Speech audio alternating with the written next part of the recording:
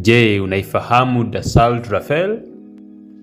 Katika enzi ambapo ndege za kivita zinajivunia teknolojia ya kisasa ya stealth kwa ajili ya kujificha kwenye rada, ndege ya kivita ya Ufaransa Dassault Rafale inathibitisha kwamba nguvu, uwezo wa kazi nyingi na uimara vinaweza kuifanya ndege kuwa tishio hata bila teknolojia hiyo.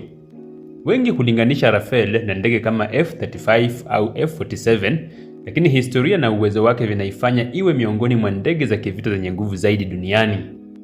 Katika miaka ya 80, Ufaransa ilikuwa sehemu ya ushirikiano wa Ulaya kujenga ndege mpya za kivita. Hata hivyo, tofauti za mahitaji kati ya wanachama zilisababisha mvutano. Uingereza ilitaka ndege nzito ya kukinga mipaka kutoka mbali, long range interceptor, huku Ufaransa ikihitaji ndege nyepesi inayoweza kufanya kazi nyingi, multi-role, na inayoweza kutumika ardhini au baharini. Mvutano huu ulisababisha Ufaransa kujiondoa kwenye mradi huo mnamo mwaka 19